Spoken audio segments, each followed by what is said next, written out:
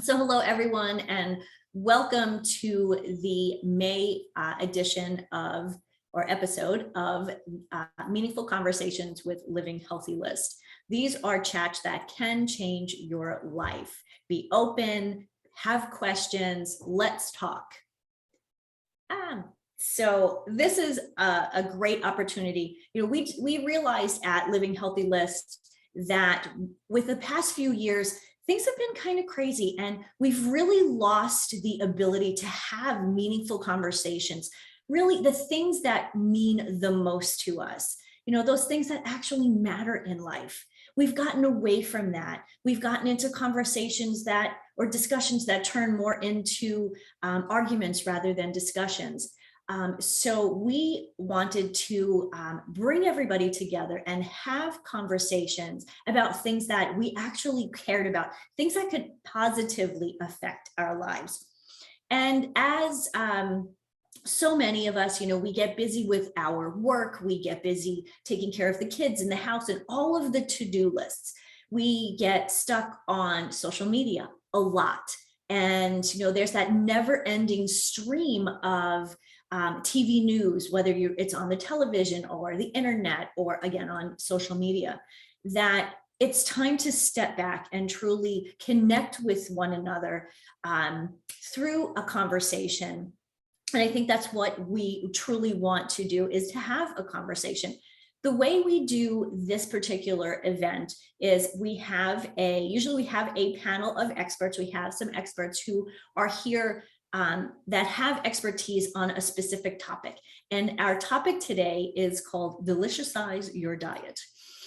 Essentially, it is part of an overall theme that we have decided, at the beginning of the year at Living Healthy List. And the overall arching theme is resilience. So our May kind of subtopic is resilience when it comes to nutrition. And deliciousize your diet. Now, with that, I don't mean that we want you to go on a diet meaning the food that you're eating. I think this is a fun way to, look at what we're eating or what we're seeing, what we're hearing, what we're reading in the news and on social media, and get some real answers from real people. So I'm really excited to introduce Andrea Hayley-Sankaran. Andrea is, she's a nutrition and digestive health coach. She's also known as the Joyful Chef. She's a teacher, community leader. She creates courses, protocols, and tools that empower women and a few smart men to take control of their eating and their health. Hundreds of women and a few smart men now eat well, live well, and feel well as a result of her strategies, passion, and compassion to advance their success. And I'm really excited to have Andrea here with us today. Andrea, say hello. Hello, everyone. It's great to see everybody here. And a call out to my friend Nirushan, who I met on the airplane recently, and we had such a wonderful conversation, speaking of conversations. And here, I'm so good to see you here. Yeah, and everybody else. Wonderful. Well, welcome, everyone. We're so excited to have you here as part of this conversation. Now, how we're going to roll is I'm going to ask Andrea a couple of questions. She will tell you what's going on in her world around our topic, and then we'll open to questions. Don't be shy. We're here to have a conversation and to get to know each other. The best thing we can do is ask questions. I hate for people to leave and go, oh, I should have asked that, or I'm too shy to ask. If you don't want to ask it yourself, you can type it in the chat, and I will be happy to ask a question on your behalf. So, Andrea, with our topic, Deliciousize Your Diet, you're kind of familiar with this topic, I think. Yeah, a little. Tell us, what does, number one, resilient nutrition, what does that mean to you? And then let's roll that into deliciousizing your diet. Oh my. goodness. Yes. He asks the crazy questions. I know. It's a very interesting thought, the idea of resilience in nutrition, right? We don't always think about that. So you challenged me to think about that. And, when I work with people, one of the biggest problems that I hear when it comes to diet and nutrition and healthy eating, which is really my subject and what people are really interested in. But the biggest problem is, how do I keep it up, right? How do I keep up the daily cooking? And what do I cook, right? What do I cook that's healthy? And how do I keep it up? That, I think, is the biggest challenge that I hear. And so what I'm really focused on in terms of my teaching is sharing simple recipes that are highly customizable, that taste amazing, and are really easy to make. The other thing is, the other thing that makes this work, so you have a few recipes in your back pocket. That's the first thing, is you learn a few. And, one that we talk about a lot in Ayurveda is known as khichdi. Khichdi. Who here has heard of khichdi? Awesome. That I have. Really? You've been around me for a while, and I held back on the khichdi. I can't believe it. Oh, you're holding out on me. Yeah. So khichdi is a traditional dish that's very well known in Ayurvedic circles as the comfort food. It's the equivalent of chicken soup. It is a vegetarian dish, though, and it's made, classically, it's made with a white basmati rice, mung dal, Moong dal, which is teeny tiny and really simple to digest. It's loaded in soluble fiber, which is the stuff that's really good for your gut health. And you cook that together with a little bit of ghee and some spices. Okay. And when I talk about spices, I'm not talking about spicy, I'm talking about flavor. So things like turmeric and cumin and coriander, maybe a little fennel, or maybe you have a spice mixture or spice masala, which means you can just put one thing in because it contains a mixture of spices. So you cook that all together in one pot. And if you have an instant pot, you can just push a button, put with all those ingredients in there. 10 minutes later, under high pressure, you have your comfort food. So that's like your base. And it's a complete protein, as I mentioned, because you've got the lentils and the rice. You've got the beautiful flavor with the ghee bringing out all that flavor. Now you get to customize, right? So you can actually cook vegetables in together with that dish. So you truly have your veggies in there too. Or you can do a separate vegetable side. And I teach how to add spices and flavor to the vegetable side. So same thing, right? Start with a little ghee, sizzle a couple spices in there. And you can even start with just black pepper and turmeric. That's a beautiful combination. Just sizzle that in for 10 or 20 seconds. Enjoy the aroma, enjoy the beauty. And then add your chopped vegetables, a little bit of water, right? Because the water, so both the fat and the water bring out the medicinal qualities of the spices. So you add the cover, let that cook for 5 minutes, however long it takes, depending on what vegetable you're having, and have that on top of your khichdi. And now you have a beautiful, complete dish that took you very little time to prepare. So those are the kind of dishes that I love to teach. And the key is the spices. So we're adding the flavor and deliciousizing with the spices. And that's a real game changer for people who learn these recipes.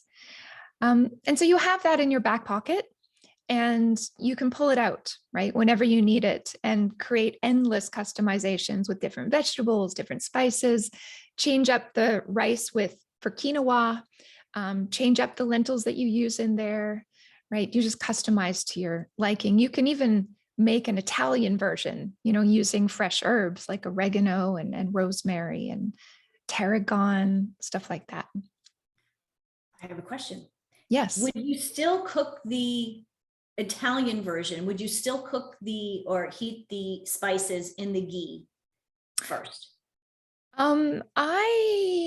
You could or you couldn't. So there's something magical that happens when you add herbs and spices to ghee, and that it does bring out the medicinal qualities, but it also brings out the flavor, like anything. Think about how you start a soup, right? We all start a soup in a soup pot with, maybe we're using olive oil, and then you add garlic, right? And then what does that do to the garlic? It brings out the flavor and intensifies it and spreads it throughout the dish, right? Then you add your onions, then you add your carrots and your celery or whatever it is. And then you add your water or your stock.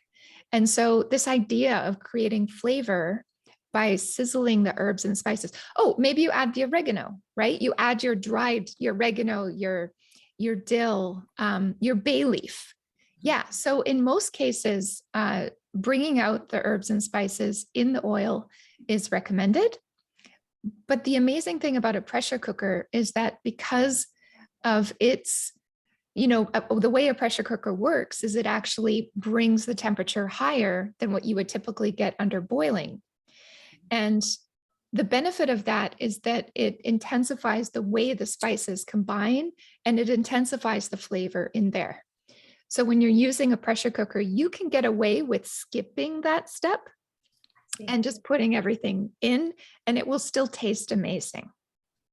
The pressure cooker is like magic. Yeah.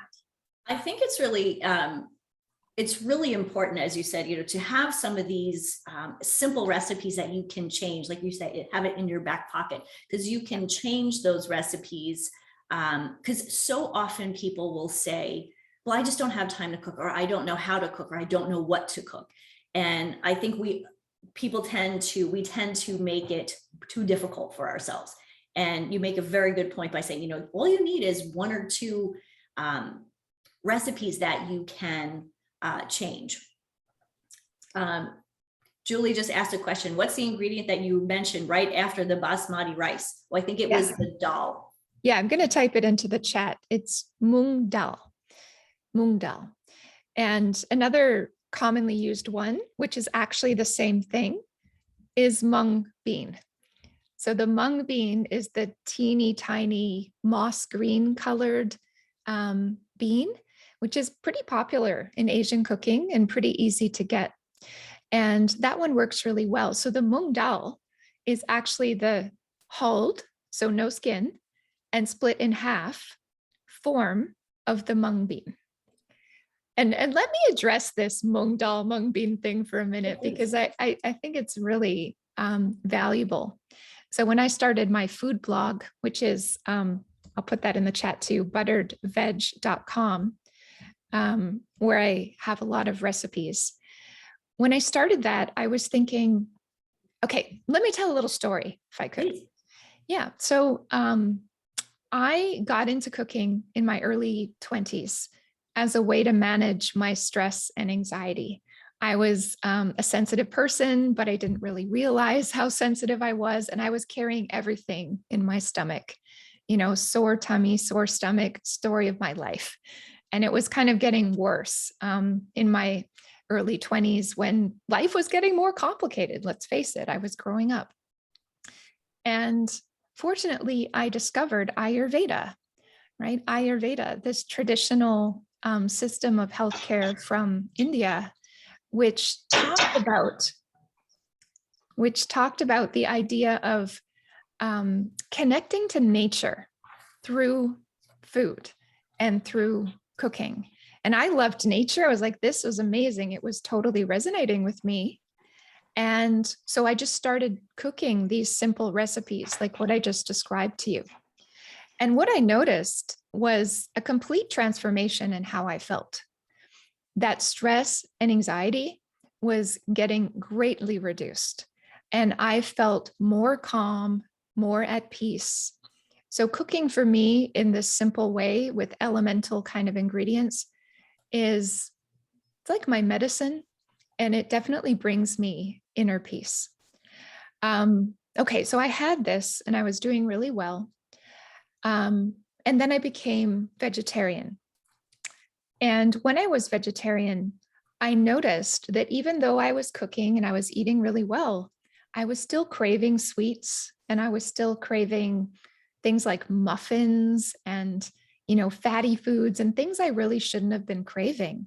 I was like, well, what's going on here? So I started eating meat again, and I was eating meat a little bit until I met my future husband, who is from India.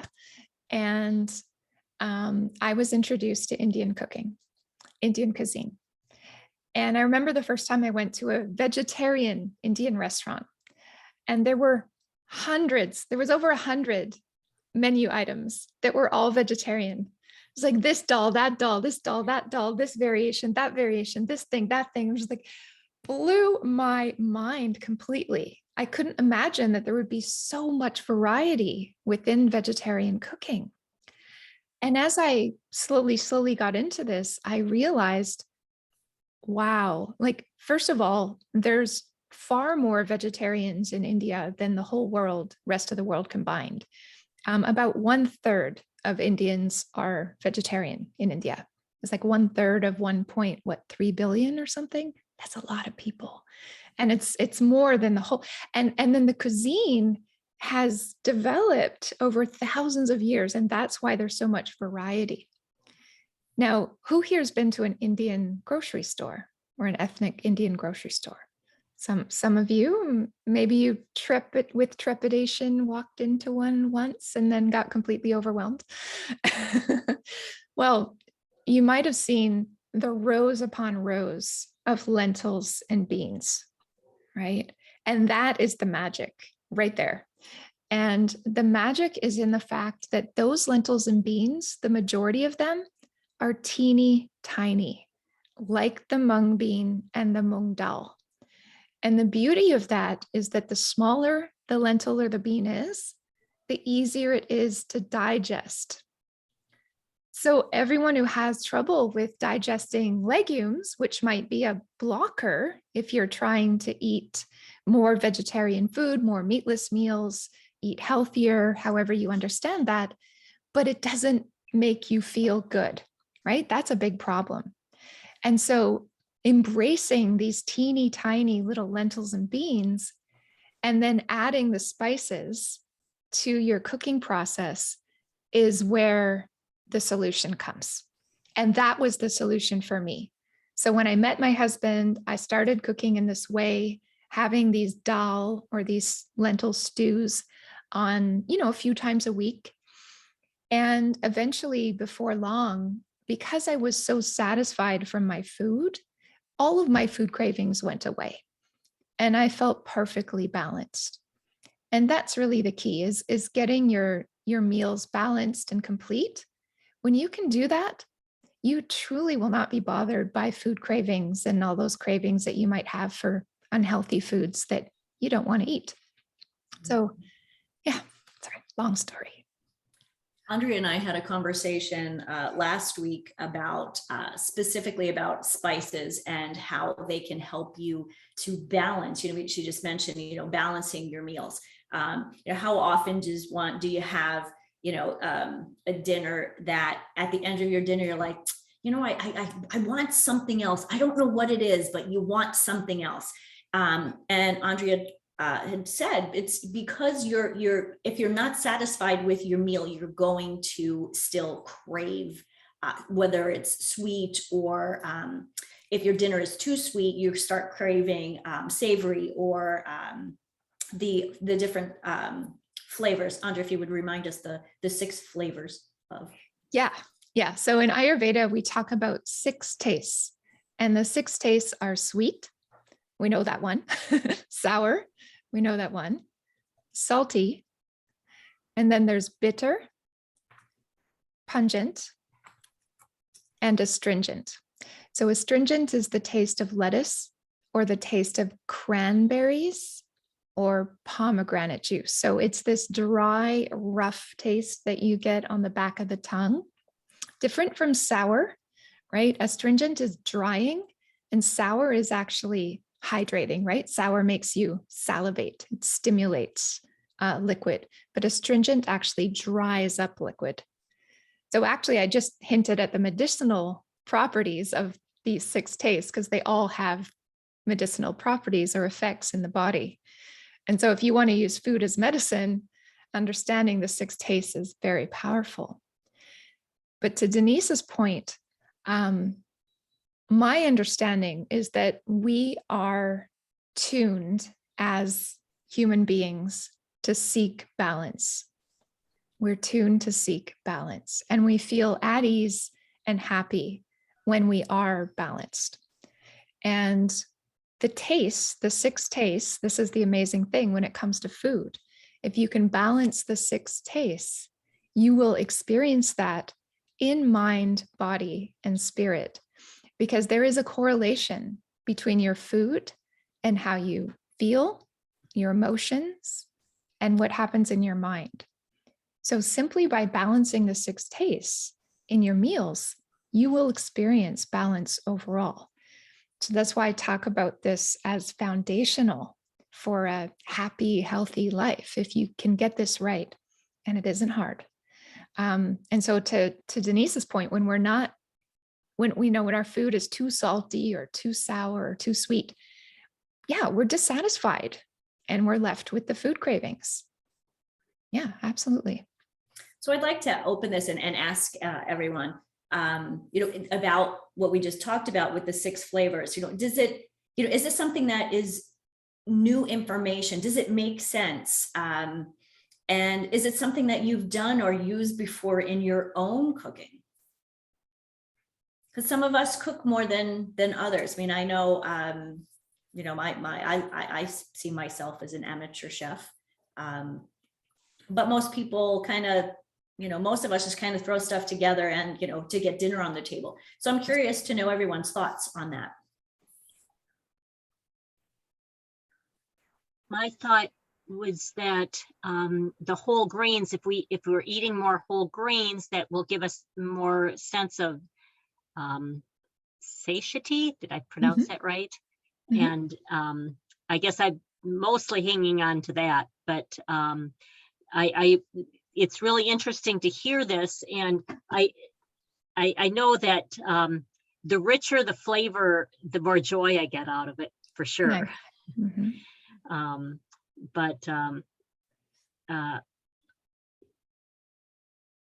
Yeah, so I'm learning. It's good to know. I did wonder, so if you don't have a hot pot or an Instapot, is it the ghee and the water that you cook the lentils in? Is that the idea, that the moisture? Yes. Yeah. So you would have like 1 cup of the dal and 2 cups of water, and then like a teaspoon of ghee and say a teaspoon of spices. And you can cook that in a regular saucepan. It's just going to take a little longer, well, a lot longer. But the great thing about the teeny tiny lentil and dal is that they do cook, much quicker than something like a black bean or a chickpea. So you can cook that in 30, 40 minutes. You can get that cooked and it'll be soft. And these kind of dal, this is an interesting point too, is that they break down. So they become soft, and that's an aspect of their comforting nature. And it's different from the brown or green lentils that are most common in Western world. Those ones don't break down, and it's because they have the skins. So the skins are also difficult to digest, right? So these dal remove the skin, the mung has the skin removed, and that greatly increases digestibility. And digestibility is important because digestion is a major, exercise that our body has to do every day, has to figure out everything that we put into our mouths, how to sort through it, how to digest it, which enzymes, and then where to take the nutrition and deliver it to all of the cells in our body for our health. So it's quite a complicated process, and making that process easy for the body, it ensures that you're assimilating and absorbing the nutrition from your food, that you're getting that nutrition into your cells. And if you truly can eat this easy to digest way, then you'll be freeing up energy for healing and restoration, right? So if you're feeling unwell in any way, right? If you're not sleeping well, you have the stress or the anxiety, you have digestive issues, gut issues, hormonal issues, autoimmune issues. It doesn't matter. Eating in a way that is easy to digest, which is what Ayurveda is all about, is going to help you. Yeah. So go ahead and try it in the saucepan. Get started that way, Julie. That's usually what I do. I have to admit, I'm afraid of my Instapot. Oh no. I get that. It's not something that I grew up with. And it's not something that when I was in, I hate to say this, when I was in school, that we didn't Sure. use them in. And Instapot basically is the same as a pressure cooker. For those of you who are kind of going, what are you guys talking about? Right. But I was always afraid to use it because, like, it's under pressure, and I've heard, they can blow up. The Instapot doesn't, but old fashioned pressure cookers, that was an issue. So I actually cook with a pan with just regular cookware. It's easy. I grew up with that, so I understand that. Mm-hmm. I'd like to open to the audience here and have them ask questions. Feel free. Don't be afraid. I think it's important to ask questions now. You can always connect with us later, but let's have this conversation. What are the things that you're hearing that are you're curious about? What are things that you need to understand? Oh, Susan Axelrod, hi there. Hi, everyone. I just got in. I've been listening the whole time, but I just want to say thank you. Andrea was on my live, of course. We had so much fun. Cooking has always been something I don't like. I don't like it. I'm not the cook. My husband cooked from the time of our first date for the next 35 years. My mother didn't like cooking. Her mother didn't like cooking. So Andrea, I just want to say, I bet I'm not alone on that. And number two, what you're talking about, the ingredients you're talking about, the way you're talking about putting it together is really helpful to me. I think it's helpful to me, and I think I'm very representative of very busy, Awesome. people. And so I just wanted to say thank you. Honestly, you on my live, you talked about mindful cooking, and I really want to invite you to share a minute about how you spoke with me about mindful cooking. And then there's this little tiny bit of breakthrough that's needed to get the Instapot and get these ingredients. I feel like there's a little tiny bit of breakthrough that might be needed for me. And if it's for you, I'm sure there's a lot of people. It's definitely a different mindset when it comes to cooking. So speaking of that, Andrea, please answer Susan's questions about cooking mindfully. Yes. So I think the mindset to get into cooking is a little different from the cooking mindfully. So I have a student, a client actually, who joined up with me because she understood one thing that I said, and that was I was talking about the energy of the food. So everything is energy. And in Ayurveda, we recognize that, which is a big differentiating factor, right? Like when we talk about food, we talk about it in terms of qualities.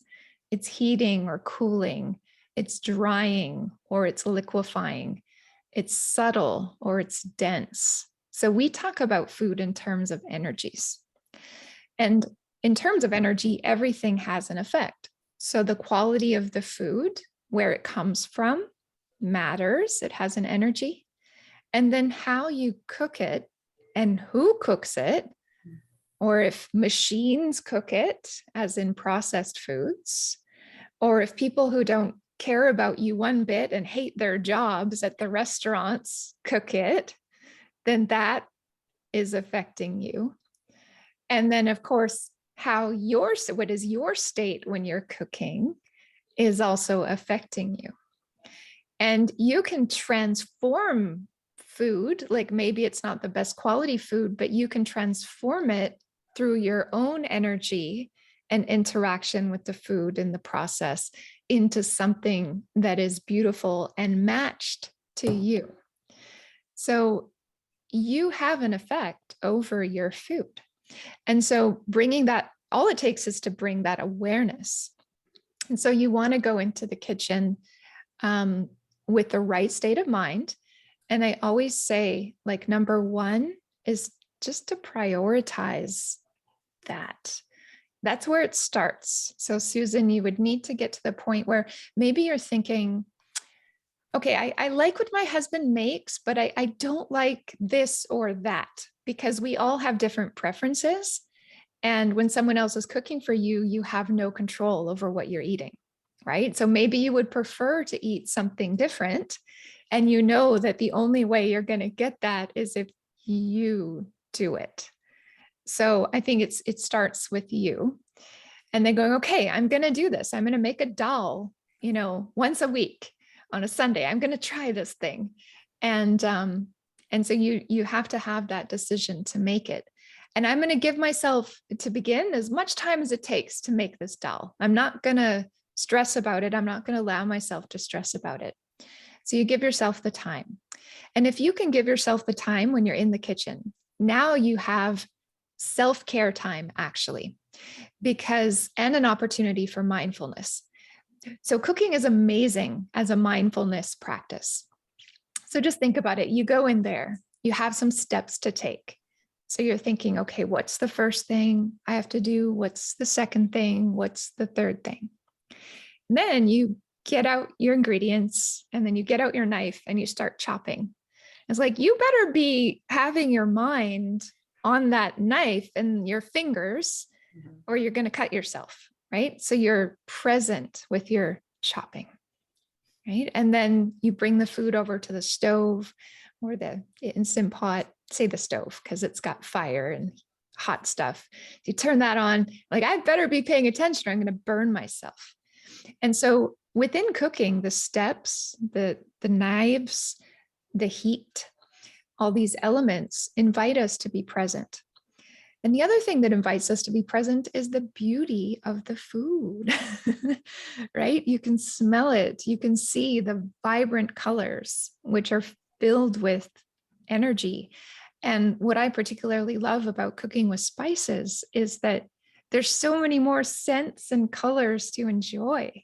Like when you add turmeric into fat, into ghee or butter or olive oil, look at its beautiful color in your pot, right? And add some coriander or some cumin seeds and watch them brown, and then take in the scent.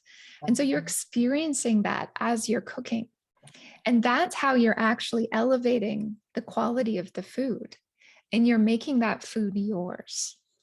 So I am a big believer in this kind of dish that you spend some time with is completely different from something that you just throw together. Like, I'm going to have a spinach salad. I'm going to have some spinach. I'm going to put some pre-shredded mozzarella cheese on there and chop up a couple mushrooms, and I'm going to eat that. That doesn't have the same kind of energy as something that you've actually interacted with. And of course, the way you come to that isn't the same, right? It's not with the same kind of intention, because when you're just throwing something together, you're treating your food as something to just fill the belly. This is something I have to do, or another task, right? You're not giving it the attention that it probably deserves, because we truly are what we eat. Remember, I mentioned everything, mind, body, spirit, is actually impacted by our food.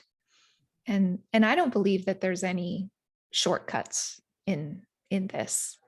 Although if you don't have a choice, you can have a moment of intention towards your food and recognition, maybe of its divinity, recognition that that food is going to be nourishing and and fuel you. And so if you feel uncomfortable with your food, or you're in a situation where you don't have control over it, or you don't have the time and you threw something together, then you can still take that moment of reverence and transform it somewhat to make it work for you better. But it's the only way to feel love is to put the love in. And that's the real shift. That is, it's so true. So often it's, oh, we've got to get dinner on the table and we're just kind of throwing things together. And I get that, we're all busy, but I think it's an amazing thing when you can step back and actually pay attention for 5 minutes. I do see that, how cooking, if for me, it can be very grounding. And again, I'm somebody who loves to cook. I love trying new things. But even I go through periods where, when the weather's nice, and it's actually nice here in Minnesota today. Yay. I'm really excited about that. When the weather is nice, we're out longer. And, sometimes, it's 7 o'clock and I'm getting home and I'm going, oh, it's time to cook dinner. Oh my God, what can I put together quickly? And even on those days, I've learned through the years to really step back and think about, what am I cooking? What's the time of day? Because at 7 p.m., it's pretty late to be, cooking dinner, because then we're not eating till 7:30. That, I think, is an important part of the mindfulness piece. I'm not going to make a heavy meal at 7 o'clock at night. Yeah. And I think that's one of the things that most of us do. We think dinner is a big meal. It's a heavy meal, as opposed to dinner can really be a very simple, very light, and nourishing. It doesn't have to be like, this big 5-course meal. That I think so many of us kind of, especially here in the Midwest, it's meat and potatoes, and a lot of meat and a lot of potatoes. And I think that's one of the things, so many people, that's how they grew up. So that's how we think we're supposed to eat, or how we're supposed to cook. And so I love what you're saying, Andrea, because it really gives us a different idea of what cooking can be. And incorporate that, even if it's, like you said, 1 day a week, to start and, look at food differently and really pay attention to what we're eating, and how it makes us feel. Yeah, So it's a mindset shift. Yes. It's a mindset shift. And I think Lauren has a question. Yes, Lauren, hi. Hi. Thank you. First of all, I could listen to you, Andrea, talk all day. I feel like I've been listening to a calm sleep story. Not that it's boring, but it's just so soothing. I hear that a lot. Soothing presence. Thank you. And as does that kind of food, have a very soothing presence. Yes. Coincidence? Maybe not, right? Not at all. Right.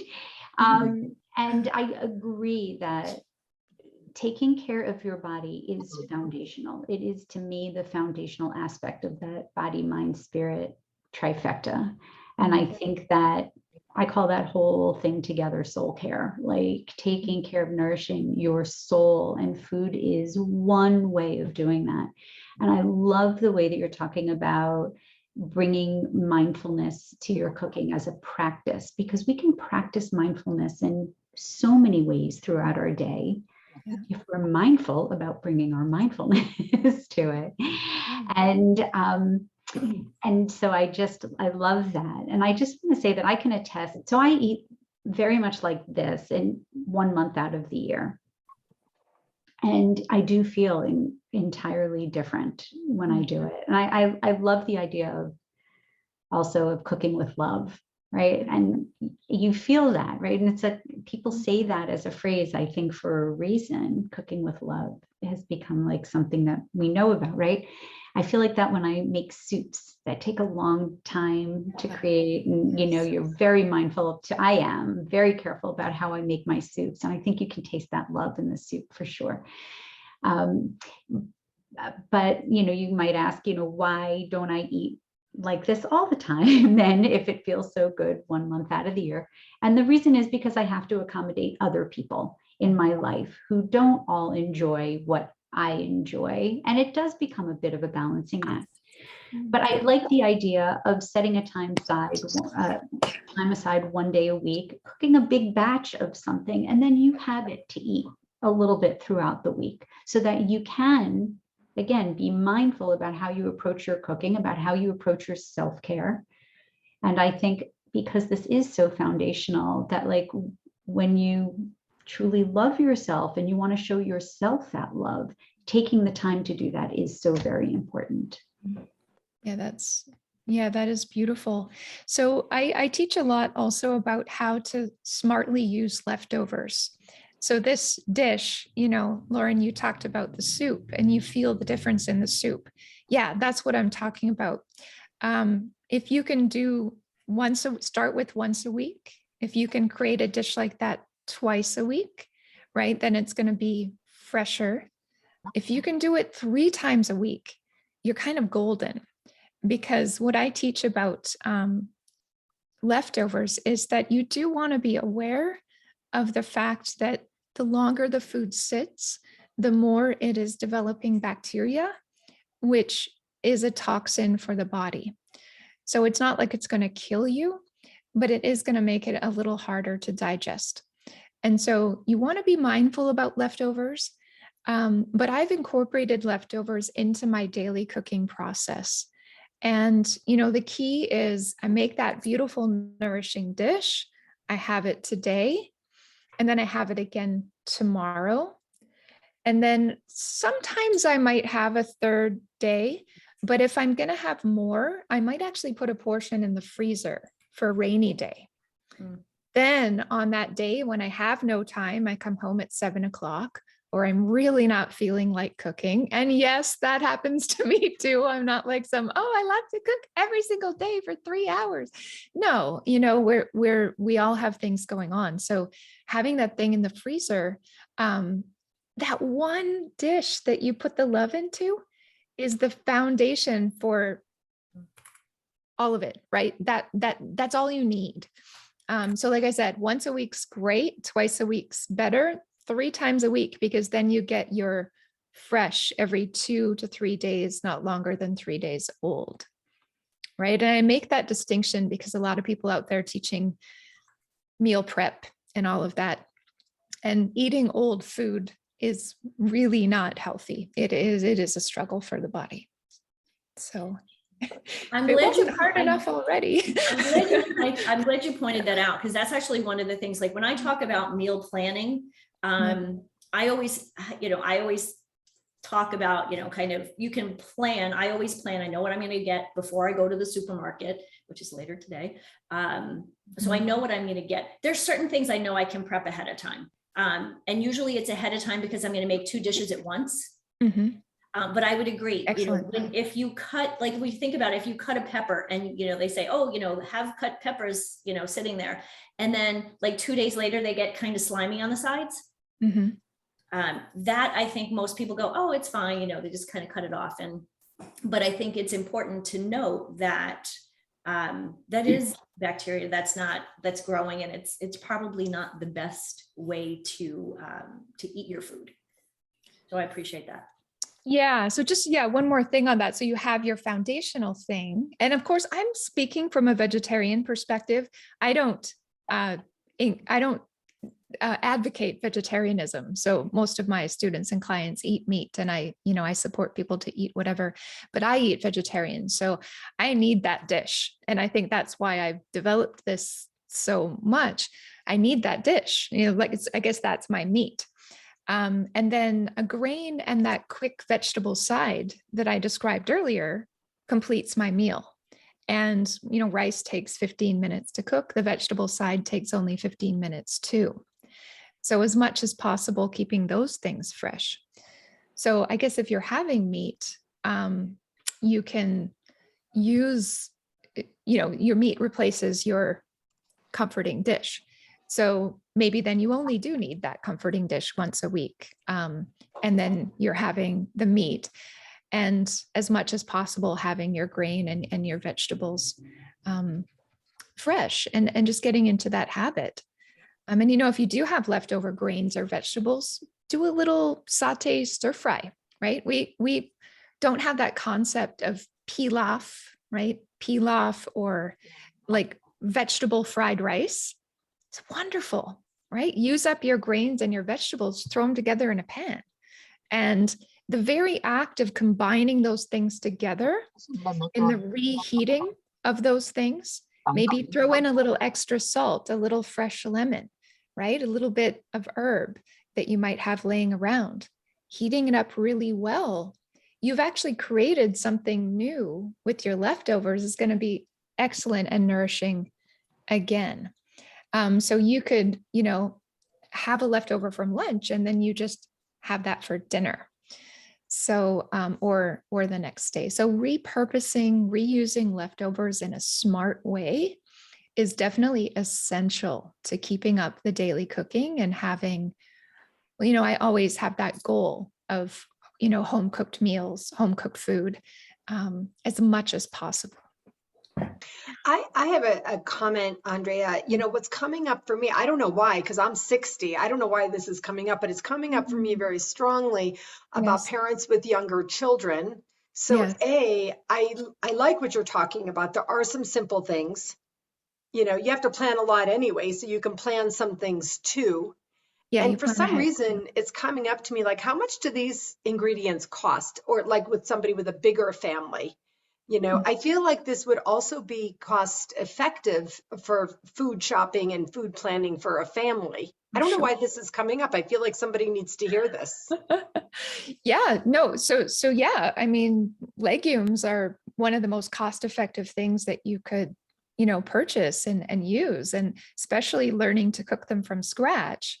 And that's why the Instant Pot is important. Like I just did that this morning. I soaked some Chana Dal.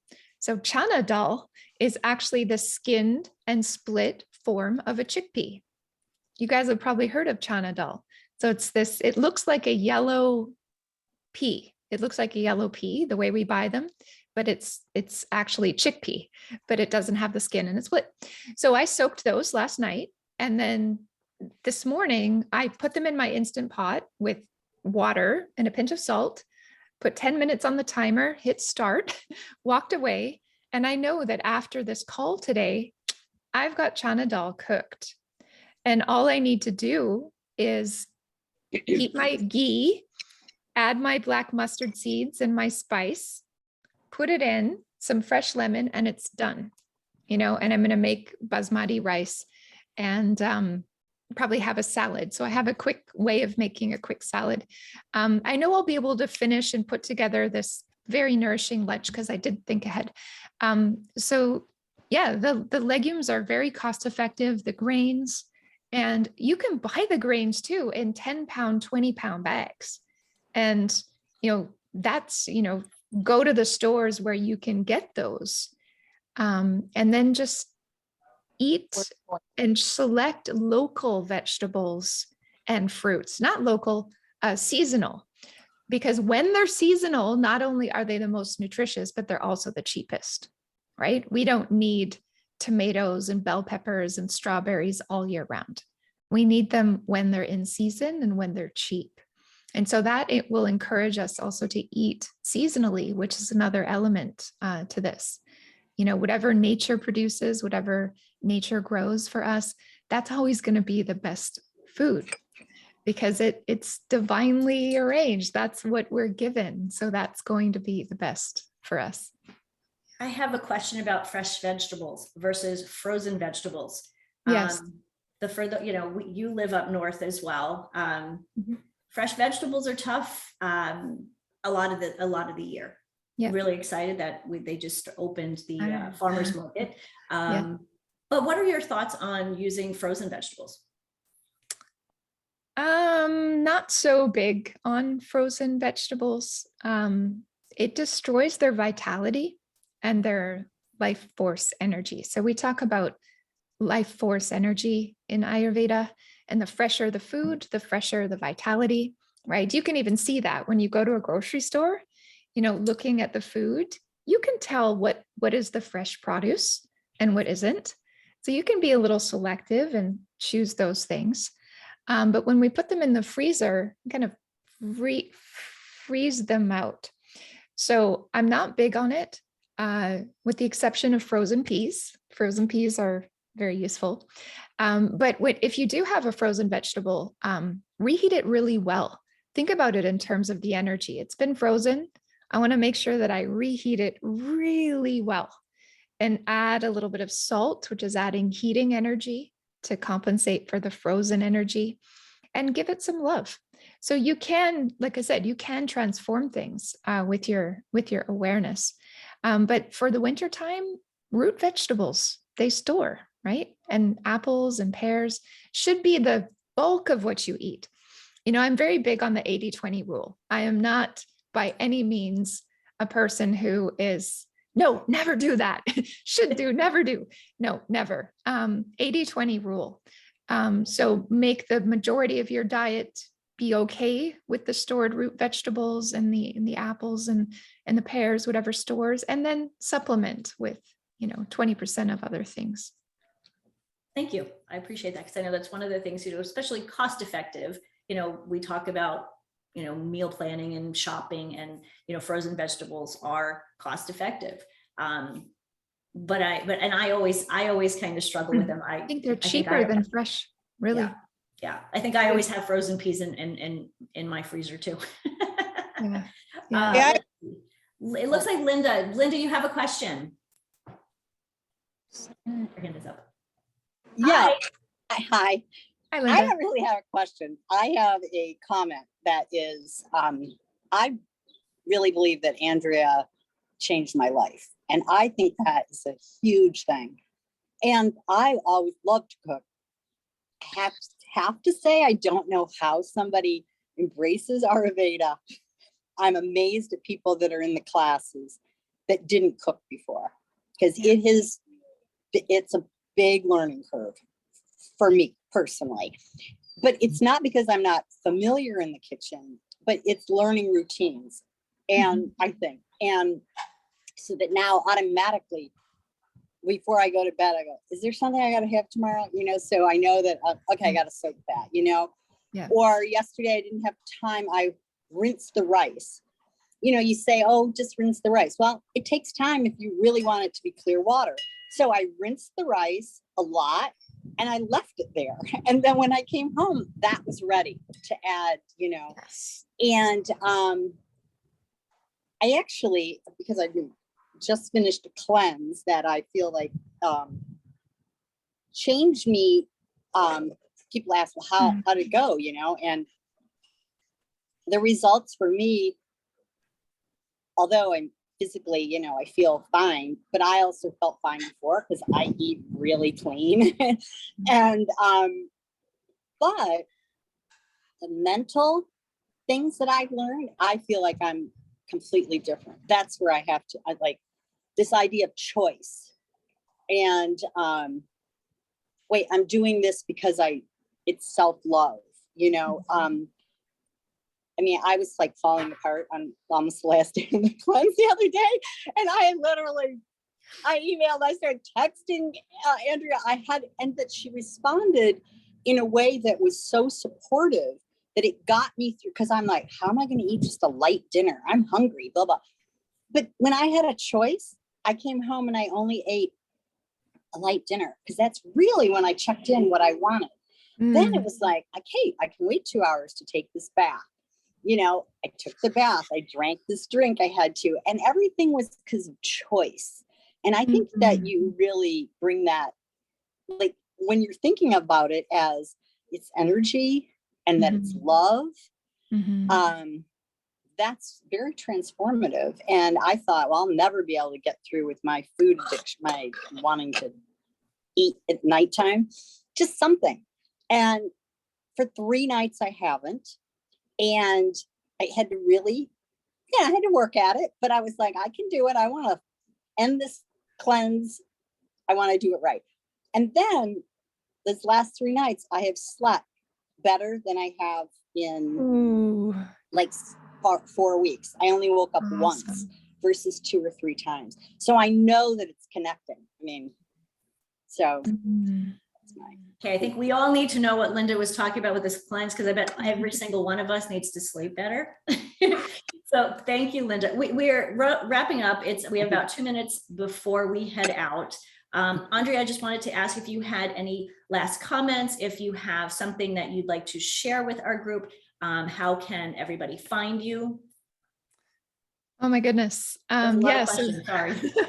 Thanks, Linda. So yeah, Linda was talking about a 2-week Ayurveda cleanse support program that I offer in the spring and the fall, and we're just wrapping up this spring. So if you want to get on my mailing list and learn about opportunities for the cleanse and learn about more opportunities like today's conversation and different free things that I offer, I do a 5-day food prep challenge, a kick your food cravings challenge. There's lots to experience and discover, of course, programs, and I do one-on-one coaching. And if anyone really loved what they heard and wants to get involved, I do a 30-minute free discovery call. So all of that you can find on my Ayurveda site. So earlier I shared with you my food blog, which is Buttered Veg, but my Ayurveda website is goodgutayurveda.com. And I just put it in the chat. I'm not sure if that is going to be clickable, so I'll just actually get the www in there.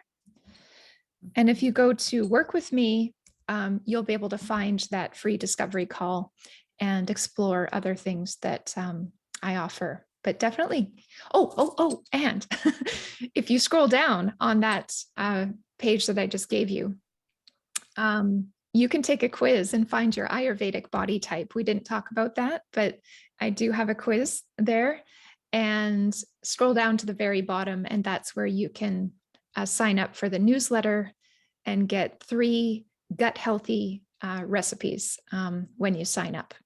Wonderful. Yeah. Thank you, Andrea. That was one of Also, the things. you can also get some of Andrea's recipes if you sign up for Living Healthy List online magazine. Our magazine is called Healthy Living Happy Life, which ironically is our tagline, because we want you to live healthy and live happy. So if you go on to livinghealthylist.com, sign up for the magazine, you'll get a copy of those recipes right there in the magazine. I'd like to thank Andrea, of course, for being here. You're always amazing. You are so full of knowledge, and it's so fun to listen to you and learn from you each time I do. Thank you everyone else for being here for the questions. We have another opportunity for Deliciousize Your Diet on Friday, May the 20th. Our guest expert will be Thomas Petty. Tom Petty looks at nutrition when it comes to autoimmune disease and things like psoriasis and possible underlying autoimmune disease that can be assisted with nutrition. So please take a look at that. Join us Friday the 20th at 12 p.m. Central Standard Time. We will see you then. Until next time, I leave you with this: healthy living, happy life. Have a great afternoon, everyone. Thanks, everyone. Thanks for being here. Bye. Bye for now. That was great. Thank you, Andrea. Oh, thank you, Susan. I'm honored that Bye. she came. Love